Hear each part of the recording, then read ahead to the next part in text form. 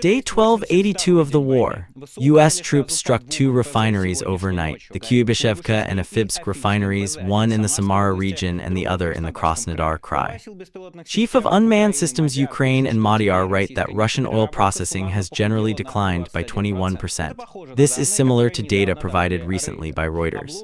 Bloomberg reported that Russian oil exports have dropped by 20% in the past 2 weeks. In short, the company against Koschei called Russian oil has been showing itself very successfully, hopefully not slowing it down. This week, Ukrainian officials leave the U.S. to speak with Trump's special envoy and Putin's sixth, Steve Witkoff. It's unclear what he has to talk about, but he says he will talk about security guarantees for Ukraine and the meeting between Putin and Zelensky. Russian armored vehicles are common in the Siversk and South Donetsk directions, a rare appearance in modern times. Assault units moving in the Pokrovsk direction often simply don't reach Ukrainian positions, and it's not wise, considering what unit they've turned into, the Z channel. That night, for the first time after a fairly long break, Russian forces launched a massive strike on Kiev with drones, cruise missiles, and ballistic missiles.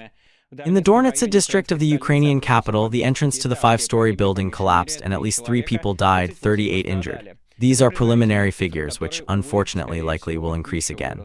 In Moscow, the Sidespider Gila attacked police officers, and his extreme views were well known, and he even sat there preparing terrorist acts.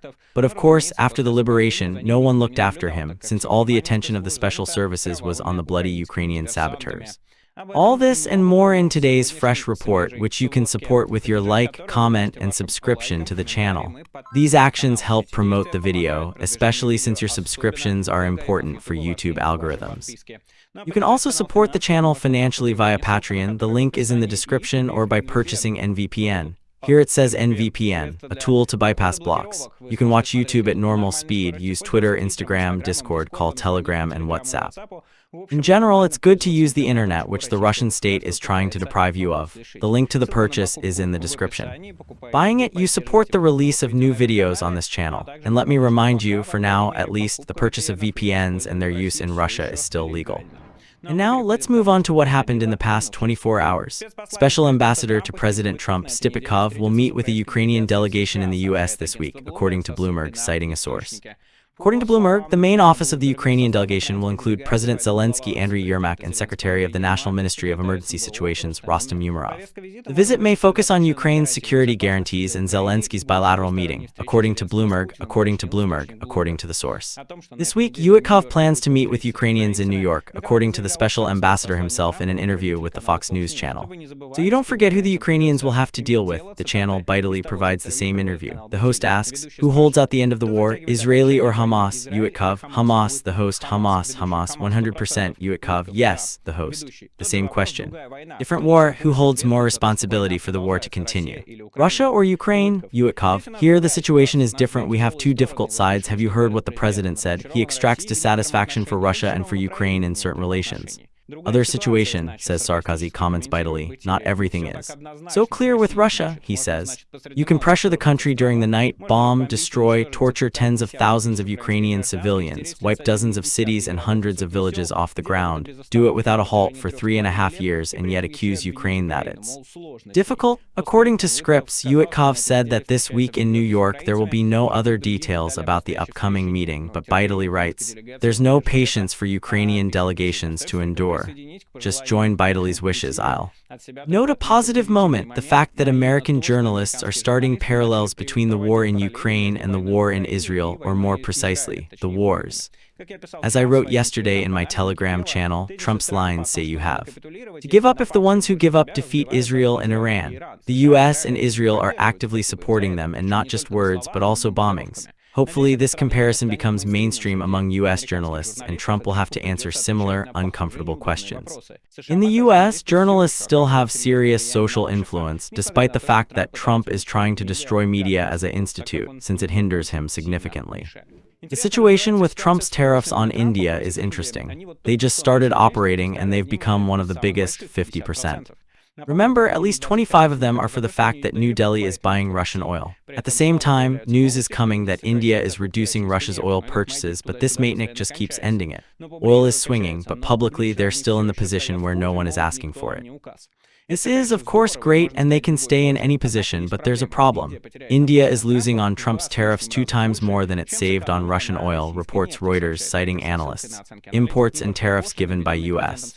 Presidents save India much more money in a year than it saved during the entire war in Ukraine as a result of buying Russian oil at a discount. Until Russia's full-scale invasion of Ukraine, India practically didn't buy Russian oil. Deliveries were less than 1% of India's oil import, but due to Western sanctions, it has started to sell at a discount, current at about 7% compared to main world sources such as Brent. As a result, India saved around $17 billion over the past 3.5 years. So the question on India is still open. Is the country ready to lose money defending the dictator and murderer for Russia's sake? The question is interesting and for now open, and we'll keep watching how it develops, but even what's happening right now strikes Russian exports. By the way, Russian oil companies have had problems with exports for another reason, through the Baltic Sea's main port. Russian oil companies are having difficulty delivering oil through the largest Baltic usurper who ranks in the top of the largest in Europe. In the week ending August 24, Ust-Luga reported only 2 oil tanks against 4 weeks earlier and 6 across the period of August 10-17. The problem, from which abroad refineries can reach up to 700,000 barrels per day, was caused by drone strikes on the Druzhba oil pipeline, which pumped raw materials for exports. Under UAV raids, they hit both the pipeline itself and the oil pumping station in Bryansk Oblast, through which tens of millions of tons of raw materials are transported from Western Siberia to European Russia. Considering the problem on the Indian market, where state-owned companies have reduced buying refineries due to Trump's administration's pressure and European sanctions, Russia's oil exports dropped to 300,000 barrels per day in a week, Bloomberg counted. In 2 weeks, oil companies lost nearly 20% of their exports, or around 600,000 barrels per day. On August 17-24, tankers drove 2.72 million barrels per day from sea ports against August 3.33 million. So, as I told you, refineries don't reduce oil exports, but rather friendly strikes. Hungary's burglars won't help, and that's exactly what the Hungarian burglars project is about. Udapishka's Kremlin marionettes are even jumping out to help Putin save exports, but so far it hasn't worked out very well. Meanwhile, the EU's 19th package of sanctions could be more relevant than the one I reported to you the day before. The European Union considers it possible to impose secondary sanctions against the countries helping Russia bypass existing restrictions, writes Bloomberg with a link to the source. And that's what we talked about when Trump for the first time mentioned restrictions, or rather, secondary tariffs on India. That if Europe joins the US, which India considers a substantial market, not comprehensive, but substantial, together, American and European markets can change directions to decide whether India wants to buy Russian oil or not. Different options for possible sanctions will be discussed by the Minister of Foreign Affairs of the EU, who will take place in Copenhagen later this week to discuss the 19th package. The agency expects the minister to discuss the possibility of using a tool to counter the sanctions created by the bloc in 2023, though they've not been used until now. He prohibits the supply of certain goods to third countries which, as they are called, help sanctions. Within the 19th package, the bloc also discusses the possibility of imposing additional sanctions against Russian oil and gas and financial sectors, as well as additional trade restrictions, sources reported. The package will also impose sanctions against those who dragged Ukrainian children to Russia. In general, the strikes on Russian oil, on oil exports and oil processing are growing, and we will talk about them now because last night 2 refineries were carried out. At once, the Ukrainian company is being struck. But I remind you that in addition to the pressure on Russia, which is undoubtedly important in order to make Russia sit on the negotiating table, what the Ukrainian army is doing is important. The Ukrainian army protects Ukraine, kills fascists and occupiers, and makes negotiations on a principle possible. Negotiations are not about surrender, but about normal negotiations. Therefore, supporting Ukrainian defenders is what is needed now. We continue to build Kuibyshev for the 79th and 56th Brigades. It's doing well. Thank you to everyone participating. We've gathered about 2/3, but 1/3 of everything still needs building. And thanks to everyone participating, including today, for reporting to you from Ukrainian troops. We are military soldiers carrying out combat missions on the Donetsk front. We ask Michael and his community to help us buy drones. Glory to Ukraine. Glory to you. Here's a QR code for Monobank link. In the description, Monobank, PayPal, USDT, TRC20, Bitcoin, that's cryptocurrencies, you're always welcome there. Many thanks to everyone who helps Ukrainian defenders. You literally help preserve Ukrainian lives, both the civil ones they protect and the soldiers who came to protect their country in its most difficult time. And now let's move on to the refinery. Things are fine there too, or more precisely, bad for Russia. The strikes continue, and last night there were 2 successful strikes. Last night, Ukrainian drones attacked the Samara region, said Governor Vyacheslav Fedorishvili, and the Samara airport limited flights. According to the master, the strike specifically affected the Kuibyshev refinery in Samara, not to mix with Kuibyshev. There a fire broke out, and as local residents report, it is very strong and the photos and videos really impressioned them. Also, one of the refinery's systems caught fire in the village of Afipsky, Krasnodar Krai, the region's chief operational officer reported. This, as claimed, occurred after the drone debris fell. Yes, don't sleep, fires don't help, fire's not bad either. Goddamn drone debris, if only full-fledged drones had gotten into these systems. Of course, there are no drone debris in this context. We've seen what these drone debris look like when a drone flies, and lands on target. This is what Russian authorities often call drone debris. Ukrainian channels report 3 refineries were launched this night, but most likely it's just a cubic-to-cubic mix, so it's most likely 2. The strike was confirmed by the commander of Ukraine's unmanned systems forces, Robert Madyar, while the Koschei glider lost nearly 4.5% that night, he writes. The total 21% was reduced over 2 weeks of August 2025. Kuibyshev refinery, the Samara region writes, has 7 million tons of oil per year, 2.5% of the total. Jalabib of the SBS, the 14th SBS Regiment, jointly with the Special Operations Forces. Afipsky, the refinery, the Krasnodar region, 6.25 million tons of oil per year, 2.5% of the total. Jalabib, the SBS Regiment, jointly with the Ministry of Defense, SBU. Benzin Chervovy Stanvitsia Zhidakoi Defikitni, Agasai Neft Bystra Zigorimi, Ni Ashen and Ravitsia, he added. I really like the current campaign of strikes on the refinery. This naturally has a lot of meaning and could play an incredibly important role in weakening Russia's resource bases and forcing it to normal negotiations, especially now in the fall, when many different economic problems arise together and threaten a rather serious crisis. This is what Z channels and economists inside Russia are talking about. The only thing I fear is that it will be like the last time when the strikes are sharp and suddenly stopped, because for a real and large-scale effect, you need at least a couple of months for such constant and effective strikes. Russian logistics will simply stop, and inflation will accelerate at an incredible speed. Last time, Joseph Biden was the reason for stopping such strikes. Let's hope nothing of the kind happens this time. In the evening of August 26, drones, besides the center of Rostov, where, by the way, there were no victims, attacked the city's Ervamai district, according to Astra.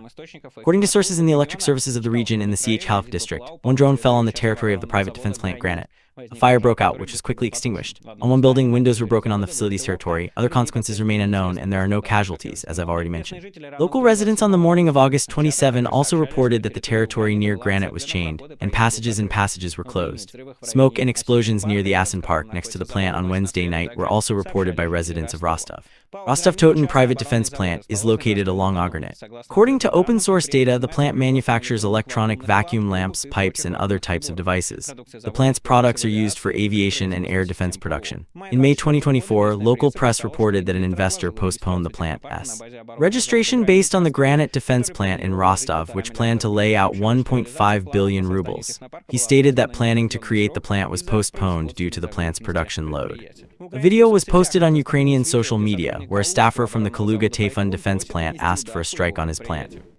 Call the military plant in Tayfun, please. Payments are not paid, it's already the 3rd month. Ukrainian journalist Yuri Budusov, who first posted the video, clarifies that the Tayfun plant specializes in developing and producing radio-electronic equipment, including communication systems, radiolocation equipment, and equipment for radio-electronic intelligence, as well as components for aviation equipment, missile systems, and air defense systems.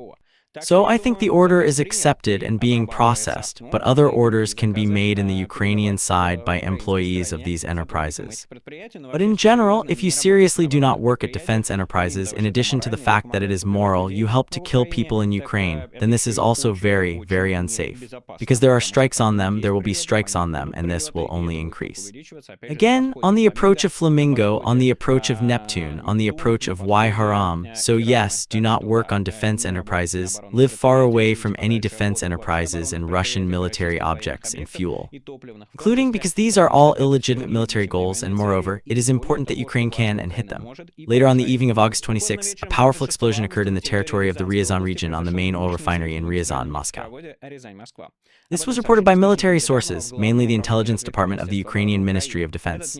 This oil refinery is one of the key suppliers of fuel to the capital of the aggressor country, Moscow.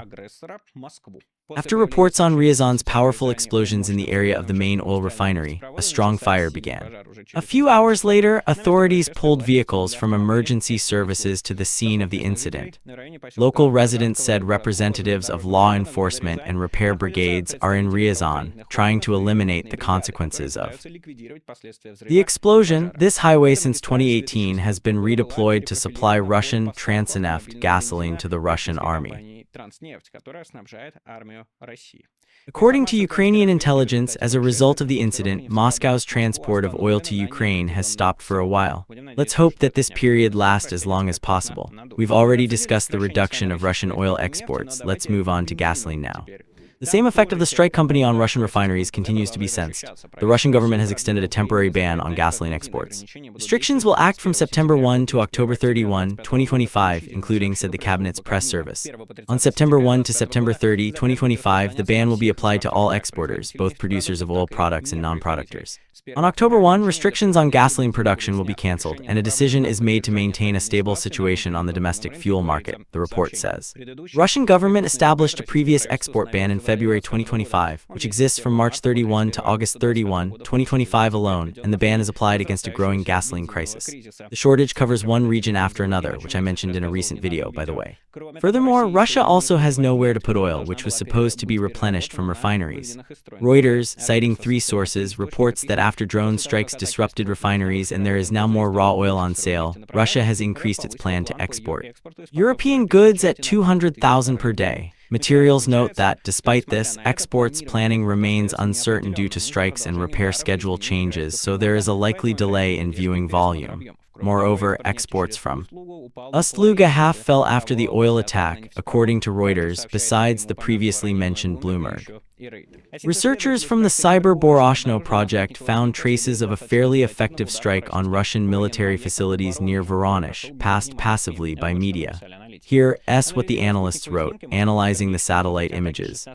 Can be confirmed that as a result of attack on August 16-17 on the military area of the 108th Air Assault Regiment and the Baltimore airfield in the settlement of Voronezh, radars 76N6 and 30N6 were hit at matches, as well as likely two Su-24s. 76N6 is a radar station targeting large and medium altitudes, part of the S-300 complex, in this case the S-300 PM2. 30N6 is a radar guidance and highlighting of targets, providing anti-aircraft missile systems for this complex. Forest fires indicate this at locations and equipment that had been at specified positions for some time but disappeared after the strike. Existing information also damage other objects, but these have been confirmed by satellite images, according to the researcher.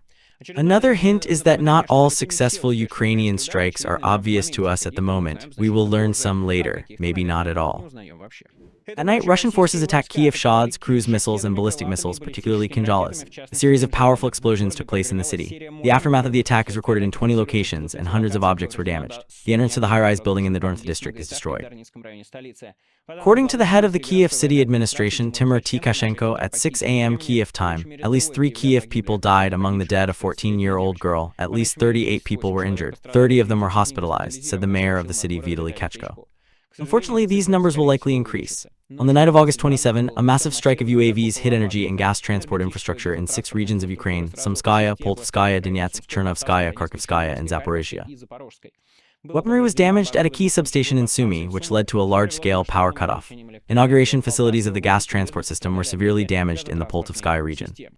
OVA of the Poltavskaya region told Volodymyr Kogut that apart from the energy sector enterprises, administrative buildings, transport equipment, and equipment were damaged in the region. Electricity partially disappeared and buses only drove along the city, reported Elektroautotrans. In addition to mass shelling, Russian drone operators carry out individual and deliberate terror against civilians. Russian videos of drone strikes on civilian vehicles on the Nikolaev Kherson highway lead to the channel Shalin. Previously, the Kherson Regional Military Administration reported danger on the highway, and now in the video you can see how the Russians strike literally everyone without investigation, and then post. Videos post their own war crimes. The Russians continue to commit crimes not only against civilians but also against Ukrainian prisoners. Russian soldiers tortured 8 Ukrainian prisoners, cut their ears off, and used beep organs. A soldier at the Ukrainian Armed Forces survived 5 days with a cut throat, crawled to Ukrainian positions, and told them he had survived through a diary. This was reported by the general director of the Mechanized Regional Clinical Hospital in Dnipro, Sergei Ryazhenko, and the publication Sospolnaya. On August 17, Ukrainian serviceman Vladislav was sent to one of the facilities in Dnipropetrovsk region was in dire straits. His throat was cut off. They investigated the man. He wrote about what happened to him before the evacuation in his diary. Vladislav said he was captured by Russians near Pokrovsk. He and 7 other Ukrainian servicemen who had been captured tortured him. The first to be captured by the scouts closed their eyes, cut off all beep organs, ears, and nose. They shoved Vladislav's throat out. He was the last of the 8 soldiers Russian forces threw in the pit. They thought everyone was dead. He said he was lucky because when they were placed in the pit, they would add garbage so it would be less visible. There was a broken bottle whose hands were strapped. So he managed to cut a string with that bottle, said journalist Victory, his wife, a soldier.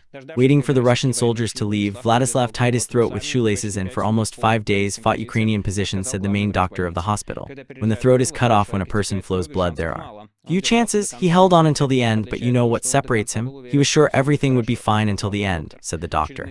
Another evidence of Russian war crimes is the treatment of prisoners, and it not only exists in words from those who were injured, but also in the video in a big image. So unfortunately, the fact that the Russian army and Russian military are systematically killing prisoners of war is not not an exception or some bluff or something. This has been proved 100,000 times. Unfortunately, I have been proved that information 100,000 times, unfortunately, because Ukrainian soldiers are really dying, while pro-Russian soldiers simply commit war crimes after war. Remember, in my morale compass, if you've committed a war crime, international guarantees no longer spread over you. And what if suddenly something like this happens to you, and once you're captured in the Ukrainian captivity, someone shrivels and suddenly presses the release button against the person who committed the previous war crimes? I consider this a quite morale reason. Deep State notes the Russian advances in Kotlina southwest of Pokrovsk. Given that earlier in the project the Russians told the neighboring Yudichnaya it was a success, it looks like an alarm bell. The Russian command is trying to revive the left wedge of Pokrovsk's encirclement against the backdrop of a slip from the north side of Rodinsk and the Pokrovsk-Debropolye highway, as well as the Russian breakthrough failure I told you about yesterday. Our impression of working on the Pokrovsk direction was shared by the Gostrikord as a unit, the center of the special purpose of the Omha National Guard. That's what the unit's channel wrote. Taking cover in the Pokrovsk region, we did a lot of work and came to certain conclusions. Currently, the situation is significantly different from what it was in the spring. Back then, Russian forces moved in groups of 2-4 people and tried to draw in large forces, but now they have been forced to lose much less movement, advancing only one at a time. Enemy infantry has significantly decreased, while there is significantly more of our drone operators. This means there's direct competition for destroying targets. Most often, considering the movement of one occupier, about 5 crews are raised to his destruction. There are pros and cons. For example, it's extremely difficult for occupiers to reach the front line. 90% get destroyed during reinforcements. Logistics only by air and evacuation is out of the question. Now only leaves and dense tree lines allow them to slip through somewhere. One target significantly increases out of the cons. It loses flights due to overloaded communication channels. On the Lyman front, Deep State reports Russian advances near Kolodets and beyond the river Zherobets on the right bank. Apparently, Russian forces are aiming for Lyman with the promise of reaching the Slavyansk-Kostiantinivka agglomeration from the north, an operational goal for the Russian forces at least for the coming months. Without a breakthrough in Debropolye, some analysts even considered the Lyman direction as the rubble of a massive encirclement around this agglomeration. But such a plan, apparently in the foreseeable future, was not destined to happen, and the boiler, as we saw in this war, essentially from the Russian Army 1 in Mariupol. On the neighboring northern direction in the 11th Army Corps, Ukrainian armed forces published a video of a Russian mechanized assault on motorized vehicles, video of a strike to the southeast from Serebryanka. On footage, drones strike a Russian armored caravan consisting of several motorized vehicles with paratroopers. It can be assumed that local local Russian command, against the backdrop of success in the neighboring Lyman's direction, particularly in the Serebryansk forestry, has tried to force its own advance toward reaching Siversk. However, this predicted little ending and explains why Russia practically does not use equipment, because with equipment, what happened to the caravan happens. Deep State notes Russian advances near Olhavsk, Zaporizhzhia near Donetsk. Meanwhile, other Russian attacks seem effective. Ukrainian forces destroyed a group of occupiers near the village of Tymirivka in Zaporizhzhia, reports military. Soldiers of the 423rd Separate Battalion of Unmanned Systems Corps, Kievsk Griffons, carried out a successful combat. Last night, Russian command sent reinforcements to positions near the village. To do this, the occupiers used tank Sarai, a combat vehicle fully covered with protective leaves. Ukrainian defenders immediately sent strike FPV drones at the enemy tank, disabling it. Sarai didn't help. After that, when Russian troops began retreating from the tank, Ukrainian drones began launching explosions at them. One of the ammunition fell on the vehicle's core, after which a powerful detonation occurred. The tank exploded. Apparently, it either hit fuel or ammunition. Another proof that no defense can save occupiers from Ukrainian drones, combat participants reported. The enemies advanced near Timirovka, an analytical project Deep State reported on August 18. The village of Timirovka is located at the junction of three regions, Zaporizhzhia, Donetsk, and Dnipropetrovsk. In the Zaporizhzhia direction, Russian armed forces leave Stepnohursk, which is north of Kamyansk. Ukrainian military author Telegram channel officer reports on the events in this sector. The Russians advanced in the Zaporizhzhia direction, he writes, in particular in the village of Stepnohursk, positioned in the south and southwest of the settlement. Status of Russian fighters is still unknown, whether they're random dozens that have leaked through and closed in the basement, or if they've normally fortified and are advancing along the front line of their defenses. I'll remind you, by the way, that the Russians had already tried to penetrate Stepnohursk, but the 210th Separate Assault Regiment of Ukrainian armed forces successfully pushed them out of there, so let's hope they manage to do so this time too, if they're still alive. Well, if those infiltrated Russians are still alive. But when we talk about advance and all that, it's important to see the general picture. According to the Okogor channel's estimates, based on the Deep State map, Russia's forces occupied 120 square kilometers of Ukrainian territory over the week before August 17. They are advancing an average of 17 square kilometers per day. In a week before that, Russian advances were at a record low, 11 square kilometers per day, and another week earlier, 21. Honestly, it's hard to set a weekly pattern here. Yes, it's clear. If we're talking small-scale tactics, such as Russian advances, any bias in one direction or the local situation on another clearly changes the statistics. Let's summarize. Yesterday, Russians captured one village. Yesterday, too, today again. The pace of the offensive increased by half, then dropped by half, but in reality, there were no attacks, so it remains the same. As long as it's reliable, ignored regularly, only occasionally. If nothing radical happens on the front, in August the area again marks about 500 square kilometers, the previous 3 months of a Russian active offensive.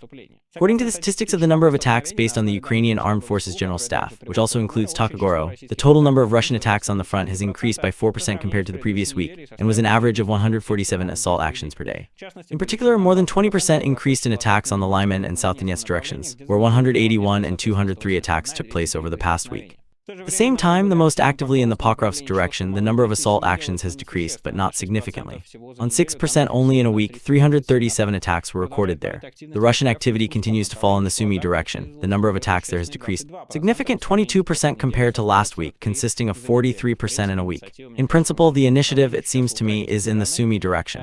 Now the Ukrainian side and no approach to Sumy from the Russian side is being said by anyone at all. Remember, literally 3 months ago, Sumy, Sumy, Sumy. Now Putin will take over Sumy. Putin comes out and says Sumy, Sumy, Sumy, Sumy. Well, and where, well, and what? It doesn't make sense that the Russians didn't go so well there, they're nothing.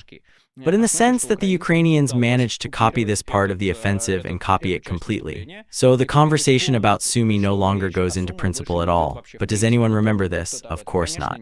But how to tell people that in a week the Russians will be in Sumy? All the media is the first. I think this is not quite right, because it is necessary to reflect not only on the announced plans, but also on how they came true, because this allows a normally assessment of the difference between Putin's wants and Putin's capabilities. This is what is called the two big differences. The Verkhovna Rada Committee on the Affairs of August 27 suggested the parliament accept the bill prohibiting the implementation of commanders' orders, and that the court could not appoint a lighter punishment than imprisonment up to 5 to 10 years in jail or temporary punishment. The bill caused a storm of humiliation among Ukrainian soldiers and activists. First, for example, volunteer Sergei Cernenko immediately remembered that responsibility of commanders over idiotic orders is still not justified, which leads to pointless death. Different aspect of the bill was expressed by a Ukrainian soldier nicknamed Officer in a telegram, and I'll give his opinion here. The most incompetent decision regarding restricting the ban to a softer punishment for not reporting to the commander is in fact a sanctions strike, which is now widely discussed as possible innovation. This is the active norm of Article 400 and Article 402 of the Ukrainian Codex, i.e., not reporting to the commander while he's in a combat situation or while he's being released for up to 5 years. Current justice has shifted to using softer punishment, which is quite logical because, due to increased troop numbers, complex conditions, service, social stresses, and so on, the number of cases of criminal violation related to military service have significantly increased. However strange it may sound, such acts have ceased to be something new due to their mass nature, meaning the norm.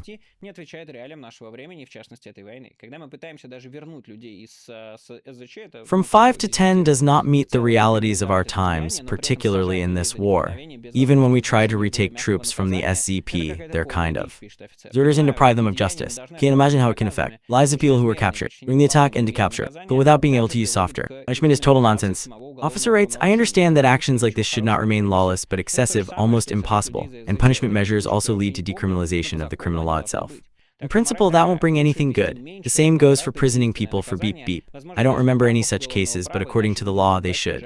So the morale is this: it's better to introduce a smaller but far more effective punishment, perhaps not even within the framework of criminal law, or else scare each other with nothing left. According to the scripts, everyone who's about to make a move is already being flagged and is just quietly leaving the unit. That's why deputies and their committees tell the officer to stay out of it, he says. In another Z, the author talks about how Russian assault units, previously known as elite units, have become an analyzable penal battalion. In another Z, the author talks about how Russian assault units, previously known as elite units, have become an analyzable penal battalion. So this is what the channel Pioner Zapasa writes. I often hear they were sent into assault, sent as punishment. In the assault, they recruit anyone, fake, twisted, and so on.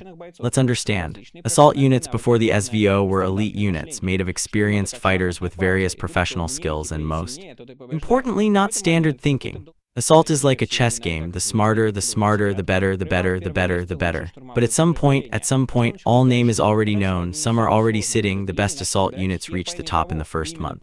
And so it continued. Then, in one of the most difficult units, they started collecting nonsense. And for that reason, assault units are dying very quickly because there are no good assault commanders enough. There's no training for this art. And for whom? To main drunkards who wants to fight for money. I'm not talking about everyone, I'm talking about a certain group. This is a problem not only in the lack of a high-quality composition, but also in the preparation system. Assault isn't just running with a rifle. It's a tactic, a team-working ability, understanding the enemy's psychology. When assault groups include people without preparation, without motivation, without understanding how to act, they lack experience. Honestly, what to do? The result is predictable. High losses, low effectiveness. Changes need to be made, return to the principles of forming elite units requiring not only physical data, but also intellectual and morale quality soldiers. Z-Patriots are facing, again, another problem. Drone and artillery shells don't care about intellectual or morale quality soldiers. Insufficient training and assault actions, including suppressing enemy strike units, even the most experienced assault units, will continue to die like flies, as is happening. And training must take place at a level higher than the unit forces included in the assault unit. Perhaps the Russian armed forces realize there is nowhere to take competent brigade and division officers to the assault units, so they are made to take the number, while recently, Ukrainian positions have been encircled and hidden for drone operators of Ukraine's defense forces. There's no other way out for Russian command, as it seems to them, because any organizational or tactical innovation in the Russian army, no matter what, turns out to be a punitive battalion. The Ministry of Defense is meanwhile promoting recruitment to a new level, reports the Mobilization Novosti Srochnik channel. Men are being dragged to the war under the pretext of an immediate peace deal. Literally, it sounds like this: sign a contract, become a millionaire. Putin, soon you'll sign your contract and you'll return home alive and rich. But that's not the end of the war. Putin doesn't even agree to a personal meeting to discuss, not to a ceasefire. Don't believe it or just sell your life for $1 million. Even your families will never see them again. The authors of the channel are completely right. We saw in February this hype that they were going to sign a treaty. A bunch of people went to the Russian army to sign a contract, waiting for the training to end and the war to end immediately, and in the end, they all died. It's because the war hasn't ended, it's become cannon fodder. The Russian conscripts are being recruited by new law enforcement agencies. Literally, a monarch wrote an address suggesting a new refinery in one of the Moscow and Sheremetyevo airports. At least in Moscow, they seem to be taking on a new level, or, so to speak, taking on a whole new direction. He noted that he doesn't quite understand what the military car inspector's office was doing there. The same applies only to the soldiers, but in the video, we see how civilized individuals are being tested. There are no soldiers, there are no military vehicles. And why the military police, which conducts car transport, suddenly gets documents inspected by people who drive civil transport is honestly completely unclear to me. The lawyer expressed hope that such a practice won't become widespread, or else these would be partial restrictions on leaving the border as a military duty. We'll see how often this repeats itself. In any case, the calls, to be honest, are quite alarming for me. The investigative committee on Wednesday reported an arrest of a foreign resident who, in the area of Shilkovsk Highway in Moscow, threw 2 bottles of intoxicative mixed into the car of the Ministry of Emergency Affairs and the military industrial officer, after which he tried to attack the police with a knife. According to the investigative committee, a case was initiated against a foreign civilian for looting and looting of weapons. Eyewitnesses told the Shot Channel that a man on the roadside near the refinery burned a cocktail and threw it at the police and took the knife out during the delay and resisted. Similar to the village structure's Telegram channel, Baza clarified that it was a 26-year-old civilian from Tajikistan who attacked him and posted a video showing him detained. The video shows a man running away with a knife to a crossroad, followed by at least 6 people in police uniforms and in civilian clothes with weapons. The author of the video claims he was shot. The Moscow Komsomolets wrote that the 26-year-old psychologist told Novikam he decided to attack because he does not like Muslim relations in Russian prisons. So he took a knife, 2 bottles of lighter, passed through a moat, and attacked a vehicle. The real detainee was a 25-year-old Russian civilian Sherefkin Kunjumov. Agency Izutekik was born and was registered in Saratov, received a Russian password at 14, and later moved to Balash, where he remained in Moscow. Gul Yudachek Baza for 15 years. In 2017, Kunjumov was detained for accusation of preparing the explosion at the mall and for public transport. And in 2019, he was condemned under 7 articles, including for preparing the terrorist attack, and sent to a general industrial colony for almost 8 years. At the behest of the Islamic State, participants and 3 citizens of Tajikistan, he was preparing terrorist attacks to influence Russian authorities, targeting to withdraw troops from Syria. During the expulsion, Kunjumov received 22 disciplinary sanctions, was forced to join a protesters' forum for statements and behavior, and was not allowed to participate in negotiations, which he spent part of his term in prison, according to criminal documents. He was released in spring, but the court appointed a 3-year administrative surveillance, imposed restrictions on him, including prohibiting leaving the region. According to Utekhin, lately Balashkik has been tasked with it, though, and of course, no one has been watching it, because all the attention of Russian forces is focused on Inflexible. Ukrainian saboteurs, currently traditional, so to speak, terrorist threats, and they don't think about weakening it.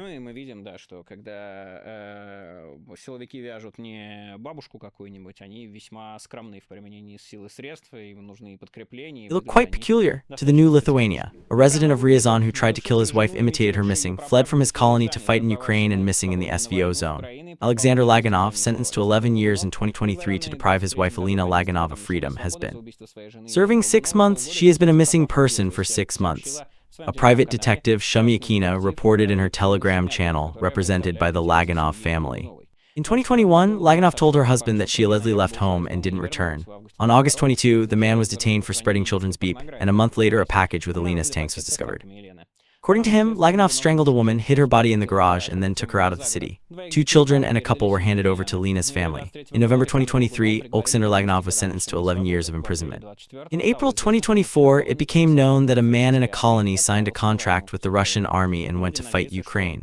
Well, let's hope he is dead there and not returned home for a bribe, as it was with many figures of our rubric, New Elite. Here is who serves in the Russian army, who is let out actually to the freedom and trained to kill on a huge scale. And here is who will return from this war back to Russia, representing a threat to the already civilian population. This problem will increase and increase, so when they tell you about the new elite, incredibly brave and wonderful people who go to the Russian army, it's not true. These are such drops-off and killers. Well, Michael Nacke was with you, and see you soon. All the best, bye.